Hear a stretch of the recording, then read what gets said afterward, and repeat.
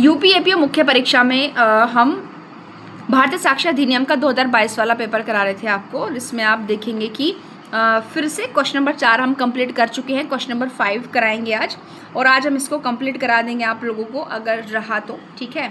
लेकिन आप एक चीज़ यहाँ पर मैं आप लोगों को ज़रूर बताना चाहूँगी कि एक ही पेपर में कैसे चीज़ें रिपीट आपकी लगातार जो है होती हैं, ठीक है। कैसे आपकी चीज़ें यहाँ पर लगातार रिपीट होती हैं। देखिए क्वेश्चन नंबर जो आपका 4th था, उसमें कुछ 2 प्रॉब्लम्स थी और टिप्पणियाँ भी थी, जिसमें से 2 टिप्पणियाँ करनी थी, ठीक है। यहाँ भी आप देखेंगे, यहाँ पर भी टिप्पणियाँ आ गई हैं, जिसमें से 4 करनी है। ये आपकी दी हुई है, ठीक है। यहाँ पर 6 दी हुई है, इसमें से भी आपको कोई 4 करनी है। तो कंक्लूसिव प्रूफ, अब ये देख लीजिएगा, ये तीसरी बार पूछा इस पेपर में। पहला क्वेश्चन प्रंजप्शन का था, पिछली वाली चौथे क्वेश्चन की टिप्पणी में उपधारणा थी, और उस उपधारणा में तो प्रंजप्शन पढ़ते हैं हम। कहाँ डिफाइन किया गया? 2C में। ऐसे तथ्य जिनको कोर्ट प्रंजप्शन तो कर रहा है, उपधारणा मतलब जिनके बारे में कर रहा है, और जिनको खंडनीय करने की इजाज़त भी नहीं देता है, ठीक है। ये कंक्लूसिव है, जैसे 20 BNS 116 इसी का आपका BSA का, ओके। एक्सपर्ट ओपिनियन अब हमारा 39 में आता है। विशेषज्ञ एक्सपर्ट ओपिनियन क्या है? अब इसमें एक और आपका फील्ड ऐड हो गया है अन्य क्षेत्र के अंतर्गत। लेकिन आज इसमें आप दोनों क्लॉजेस खोलें, क्योंकि मोस्टली हम लोग क्या करते हैं, एक ही खोलते हैं। आप इसमें क्या करें, फर्स्ट ऑफ ऑल आप, क्योंकि टिप्पणी पूछ रहा है, ऐसा नहीं कि आप पहले उसकी स्टोरी बताओगे, नॉर्मल बता दो, सेक्शन 39 में है, सिंपल खोल दो, 39 की डेफिनेशन बताओ, उसके बाद आप इसका एक दृष्टांत बता दीजिएगा एक, उसके बाद आप इसमें 2 खोलें, ठीक है। उसके बाद सह अपराधी, सेक्शन 138 में आता है सह अपराधी, और ये दोनों तरीके से पूछा जाता है। और इसमें देखिए अब परिवर्तन हो गया। अब जैसे भारतीय साक्षर अधिनियम 1872 वाले में आंसर फ्रेम होता था, अब ऐसे नहीं होगा, क्योंकि वहाँ पर 138 में जो है ना असंपुष्ट साक्ष्यता, परिसाक्ष्यता, लेकिन अब क्या है, अब संपुष्ट है कि जो सह अपराधी है ना, वो अभियुक्त व्यक्ति के विरुद्ध सक्षम साक्षी होगा, और कोई दोष सिद्धि इसलिए अवैध नहीं होगी कि वह जो सह अपराधी है उसके संपुष्ट परिसाक्ष्य के आधार पर दी गई है। बिल्कुल, इसमें शब्द आपका यूज हो गया है, क्या? संपुष्ट शब्द यूज हुआ है, ध्यान रखिएगा, ठीक है। पहले क्या था? असंपुष्ट। तो अब हम इसमें परिवर्तन करना होगा, और इसमें हम लोग पढ़ते हैं, पहले तो 114 का आता था, बट अब 119 का, जो धारा 119 का दृष्टांत नंबर 6 है, ओके। आप इसको करें, क्योंकि टिप्पणी में पूछा तो ज़्यादा की ज़रूरत नहीं है। आप नॉर्मल की पहले बहुत लंबी डेफिनेशन बता रहे हो, नहीं भाई, क्योंकि आपको इतना स्पेस नहीं मिलेगा। आप पहले नॉर्मली 138 खोलें, 119 का एग्जाम्पल B खोलें, फिर थोड़ा सा अपने अकॉर्डिंग उसका एक्सप्लेन कर दें, और कोई भी एक केस लिख दें, जैसे कि आपका डगडू का केस है, इसमें भवानी साइम्प्रर है, डगडू महाराष्ट्र राज्य, 2 केस इसमें बहुत फेमस हैं। हियर्स एविडेंस हम पीछे देखे थे भाई, एक क्या पीछे एक दृष्टांत देखे थे हियर से एविडेंस का, जिसको कि मान्य नहीं किया गया, बट इसके कुछ एक्सेप्शन है। आगे है अन्यत्र उपस्थिति का अभिवाक, जो कि हमारा सेक्शन किस में हो गया है? 9 में हो गया है, कि जो तथ्य अन्यथा सुसंगत नहीं होते, सुसंगत होते हैं, जिसमें प्ली ऑफ एलिबाई अलग है आपका, ठीक है। इसमें एक फेमस केस आता है दूधनाथ पांडे वर्सेस उत्तर प्रदेश राज्य का, ठीक है। विबंध और प्राणन्यायिका में अंतर, यानी कि हमारा जो विबंध, क्योंकि विबंध भी आपको अपने द्वारा कही गई बातों को आगे आप नहीं मुकर सकते, वही बात कह रहा है, और आपका प्राणन्याय भी वही बात कह रहा है, लेकिन दोनों में फिर भी क्या है, डिफरेंस है, वो क्या यहाँ पर बताएं। तो इस अंतर को भी आप लोग जो है तैयार करें। विबंध के साथ और भी कुछ डिफरेंस है, उनको भी आप तैयार कर सकते हैं। नेक्स्ट क्वेश्चन हमारा है यहाँ पर 6। ये देखिए, मैं जैसे मैंने कहा था 22, इसी पेपर में आपने देखा ना, इसी पेपर में एक प्रश्न को एक आपने तैयार कर लिया प्रंजप्शन, तो 3 क्वेश्चन आपके यहाँ पर तैयार हो रहे हैं। हियर से एविडेंस घुमा फिरा कर आपसे पूछा जा रहा है। डाइनिक्लेशन आपका 18 में भी आया था मुख्य परीक्षा में, और लगातार 22 में भी पूछा गया है, तो क्या कह सकते हैं आप, इस बार नहीं आएगा, हो सकता है इस बार प्रॉब्लम बेस पूछ ले।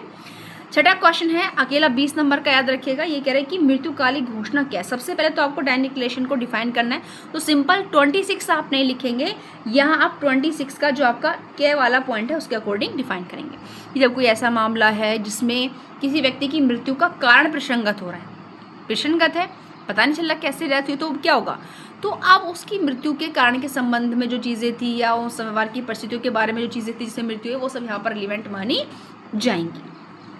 अब आगे ये कैसे सिद्ध की जाएंगी, ये पूछा जा रहा है कि डाइनिक्लेशन क्या है, आप इन्हें कैसे सिद्ध कर सकते हैं मृत्युकालिक कथन को, और वो कौन सा सिद्धांत है जिसके आधार पर मृत्युकालिक घोषणाएं साक्ष्य में ग्रहण होती, क्योंकि आवश्यकता का सिद्धांत है। क्यों है भाई? क्योंकि आवश्यकता पड़ने पर ही तो इसको यूज़ किया जाएगा ना। अवसर है, आवश्यकता है, क्योंकि अगर प्रत्यक्ष साक्ष्य है किसी मामले में तो फिर इसकी ज़रूरत ही क्या है। देखो ये जो हमारे साक्ष्य अधिनियम में साक्ष्य है ना, जैसे कि आपने पढ़ा सहअभियुक्त, सहअपराधी, वो क्यों सक्षम साक्षी हो रहा है। बच्चों का साक्ष्य, ऐसे व्यक्ति का साक्ष्य जो बोलने में इनकैपेबल है, मतलब ऐसे साक्ष्य है जो एक तरीके से जो सर्कमस्टेंसेस की कैटेगरी में आ रहे हैं, ठीक है, सर्कमस्टेंशियल की में, लेकिन क्यों, क्योंकि वो डायरेक्ट नहीं मिल रहा। अब वो व्यक्ति जिसकी मृत्यु हो गई है वही चीज़ों के बारे में जानता था, उसके लास्ट जो उसकी सिचुएशन थी उसके हिसाब से आप अंदाजा लगा सकते हो, तो उसी का स्टेट में रिलीवेंट होगा ना। और पाकलनारायण स्वामी ब्रह्मपुत्र के सिद्धांत की विवेचना करनी। 3 स्टेप्स यानी कि 4 स्टेप्स से पूछा है, टाइप्स, क्वेश्चन को पहले पकड़ा करें। पहले इसकी मीनिंग पूछा है, पहला स्टेप। दूसरा, आप आइडेंटिफिकेशन, एक साक्ष्य, आप उसे कैसे प्रूव करेंगे। तीसरा पूछा है कि वो कौन सी थ्योरीज है जिन पर मृत्युकालिक कथन साक्ष्य में ग्रह्य होता है। और चौथा, पाकलनारायण स्वामी के बारे में, केस के सिद्धांत के बारे में पूछा है। 4 स्टेप्स में आपको ये कंप्लीट करना है।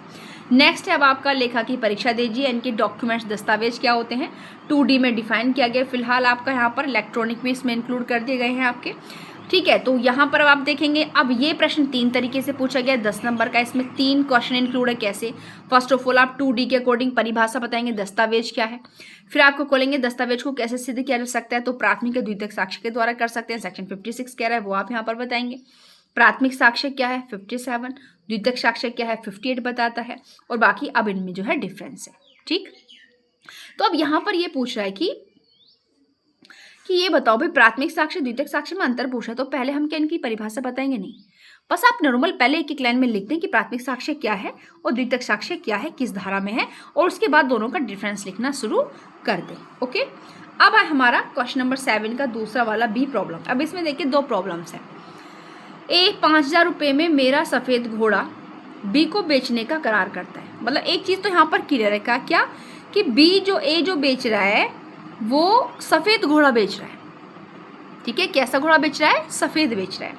अब लेकिन यहाँ पर दिक्कत एक क्या है कि उसके पास 2 सफ़ेद घोड़े हैं। अब वो दोनों में से कौन से को बेचना चाह रहा है, तो क्या इसका साक्ष्य दिया जा सकता है? तो बिल्कुल दिया जा सकता है। सबसे पहले तो ये सोचना होगा कि ये कौन से पोर्शन के अंतर्गत आ रहा है। तो यह आपका आ रहा है जो आपकी संदिग्ध वाला पोर्शन आता है, प्रत्यक्ष और अप्रत्यक्ष संदिग्धता, यानी कि 96 आपका बात करता है, 96 और 97 आपका प्रत्यक्ष संदिग्धता की, और 98 से आपकी स्टार्ट होती है क्या? अप्रत्यक्ष संदिग्धता, ठीक है। प्रत्यक्ष संदिग्धता जिसमें सिंपल दिख रहा है लिखा हुआ कि ये तो चीज़ें तो भाई गलत है। अप्रत्यक्ष जिसमें चीज़ें बिल्कुल स्पष्ट हैं, सही हैं, लेकिन फिर भी वो जो सर्कमस्टेंसेस है प्रेजेंट में उन पर लागू नहीं होती, अगर ऐसी स्थिति है। तो यहाँ अब ये क्या है, अब मैं यहाँ पर आपको बता दूँ, यहाँ से भी कई तरीके से प्रश्न बनता है। बहुत अच्छे से आप इसको तैयार करें। आप इसको बहुत अच्छे से कैसे तैयार करेंगे? देखिए, सबसे पहले तो प्रत्यक्ष और अप्रत्यक्ष संदिग्धता क्या होती है, पहला क्वेश्चन, ठीक है। दोनों का मीनिंग, दूसरा दोनों में अंतर, यानी कि अर्थ करेंगे आप, दोनों का अंतर आता है दोनों का, ठीक है। ये यहाँ से इतना ही पूछेंगे बस। अब क्या आएगा? अब यहाँ पर जितने भी लिस्टेशन है इन धाराओं में, ठीक है, 96 से आपका 1013 तक का शायद जितने भी लिस्टेशन आपको सब तैयार करने हैं। मेरी बात ध्यान से सुनिएगा, क्योंकि यहाँ सबसे बड़ी बात क्या है, बात ये नहीं कि आपको उस सेक्शन की पूरी डेफिनेशन याद हो, मतलब ये है कि आपको ये फाइंड आउट कर पा रहे हो कि ये कौन से सेक्शन से बिलोंग करती है, चीज़ें रिलीवेंट होंगी या नहीं होंगी। तो क्या साक्ष्य दे सकता है? बिल्कुल दे सकता है। सेक्शन कौन सा? 92 है। जब कोई ऐसी बात है जो 2 लोगों को, सेटों को लागू हो रही, तो फिर साक्ष्य दिया जा सकता है कि मोस्टली किसको, 2 घोड़े हैं उसके पास सफ़ेद, तो कौन से को बेच रहा है वो बताने के लिए साक्ष्य दे सकता है। तो यहाँ पर संदिग्धता वाले जितने भी लिस्टेशन है सब बहुत बेहतरीन तरीके से आपको तैयार करना, ज़्यादा नहीं है, 2-2, 3-3, एक दृष्टांत है यहाँ पर, ठीक है। अब दूसरा क्या है? अब देखिए दूसरा कह रहा है कि कै की हत्या के लिए कै का विचारण किया जा रहा है। हत्या किसकी हुई है भाई? कै को मारा गया बेचारे को, ये मृतक व्यक्ति है। किस पर आरोप लगाया था? कै पर, जिसके लिए उसका ट्रायल भी चल रहा है। अब यहाँ पर निकल के आ रहे क्या कि क्या ये तथ्य है कि कै ने गै की हत्या की और कै जानता था। अब यहाँ भाई ट्रायंगल निकल के आ गया। ये कै तो बड़ा मतलब भाई सीरियल किलर निकला, ये तो पहले भी किसी का मर्डर कर चुका है, ठीक है। अब यहाँ पर बात क्या हमें देखनी है कि अब कै का ट्रायल इसलिए चल रहा है कि उसने कै की हत्या की। अब बात आती है साक्ष्य की। अब उस कार्यवाही में, विचारण में क्या क्या साक्ष्य दिया जा सकता है। अब यह है कि जो वो कै है ना, इसने गे की हत्या की थी, यहाँ पर गलत की हुई थी प्रॉब्लम, उसने गे की हत्या की थी और खे को ये बात मालूम थी कि कै ने गे को मारा है। अब खे क्या करता है, कै को ब्लैकमेल करने लगता है, किसको, कै को। इनके खे को पता था कि कै ने गे को मार दिया, जिसके चलते ये वक्त खे जो है ये सोच रहा है मैं बहुत तेज हूँ, इसने कै को ब्लैकमेल करना शुरू कर दिया, ठीक है। और कहा कि अगर उद्यापित किया कि तुम मुझे धन दो, अगर नहीं दोगे तो मैं इस बात को सबको बता दूंगा कि तुमने गे को मारा है। अब क्या बेचारा परेशान हो गया, अब कब तक उसकी धमकी सुनता रहेगा, ठीक है। अब वो पहले एक मर्डर कर चुका है तो उसको तो आदत पड़ गई है भाई। अब वो क्या करेगा, उसे पता है कि इस खे से बचने का एक ही तरीका है, वरना सबको बता देगा कि इसको भी मार देते हैं, ठीक है। तो अब यहाँ पर ये बताइए, प्रॉब्लम मैं पूरी यहाँ पर पढ़ दूँ कि खे की हत्या के लिए क्या का विचारण हो रहा है। यह तथ्य कि कै ने गे की हत्या की खे जानता था और कै ने गे की हत्या की है, और खे ने अपनी इस जानकारी को लोकविदित करने की धमकी देकर कैसे धन उद्यापित करने का प्रयत्न किया। क्या रिलीवेंट है, अगर है तो तर्क से बताइए। बिल्कुल यह खे की हत्या के मामले में रिलीवेंट होगा। कौन से सेक्शन के अकॉर्डिंग होगा, सोचो सोचो सोचो, क्योंकि यहाँ पर कै ने खे को क्यों मारा, कै के पास क्या रीजन था भाई, उसके पास हेतु था उसके पास, धन उद्यापित उसको ब्लैकमेल कर रहा था खे, किसके, गे के मर्डर के लिए।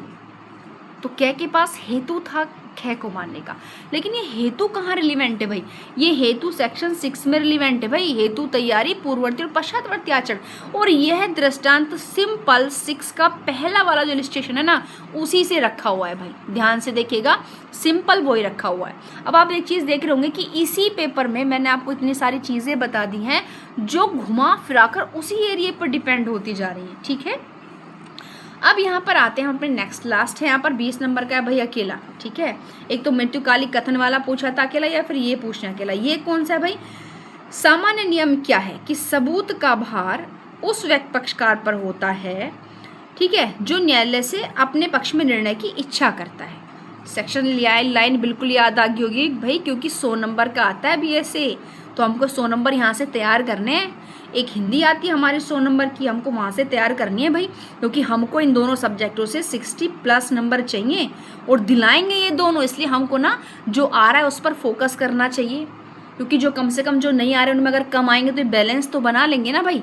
ऐसा सोच के चल रहे हो तो बहुत अच्छा है, नहीं सोच के चल रहे हो तो सोच लीजिएगा, अभी भी आपके पास 12-13 दिन का टाइम है, अभी भी आप इनको बेहतरीन कर लेंगे, ठीक है। ये लाइन है, अब ये लाइन सेक्शन 104 की है, 104 की, सिंपल लिखी है। अब हमें ये बताना है कि किसी वाद्य प्रक्रिया में सबूत के भार को सुनिश्चित करने के नियम बताने हैं और उनके एक्सेप्शन बताने हैं। तो यहाँ पर आपको कुछ नहीं करना, सिंपल 104 से स्टार्ट करना है और 110 तक आपको यहाँ पर 111 तक आपको यहाँ पर क्या करना है, चले जाना है, ठीक है। क्या करना है, चले जाना है। तो पूरा का पूरा यहाँ से आप ये पोर्शन यहाँ से तैयार करके रखें। तो इस तरीके से हमारा ये 2022 वाला UP-APO आपका साक्ष्य अधिनियम का जो एग्ज़ाम था कंप्लीट हो चुका है। आप लोगों से मेरी एक रिक्वेस्ट है कि प्लीज़ आप लोग मुझे कमेंट बॉक्स में ज़रूर बताएं कि हम इतनी मेहनत से आपके लिए वीडियोज़ बनाकर लाते हैं। अगर आपको लग रहा है कि हमको कुछ और इम्प्रूवमेंट करना चाहिए तो आप बिल्कुल हमें उस चीज़ के बारे में बताएं। अगर आपको कोई कमी नज़र आती है तो बताएं, हम उसको इम्प्रूवमेंट करेंगे, क्योंकि सीखना एक कला है और इंसान ज़िंदगी भर सीखता है और अपनी गलतियों को दूसरे के हिसाब से ही सुधारता है, पता चलती, क्योंकि हमें खुद की गलतियां बहुत कम रेयर समझ आती हैं, हमारी गलतियां दूसरा व्यक्ति निकालता है, लेकिन कुछ लोग ऐसे भी होते हैं कि जो बिना वजह गलतियां निकाल देते हैं। लेकिन ये हमारा एजुकेशन फील्ड है, ये बिल्कुल अलग है। तो प्लीज़ आप लोग इस वीडियो को ज़्यादा से ज़्यादा शेयर कीजिए, क्योंकि UP-APO मुख्य परीक्षा के लिए देने वाले छात्रों के लिए बहुत महत्वपूर्ण होने वाली है। Thank you.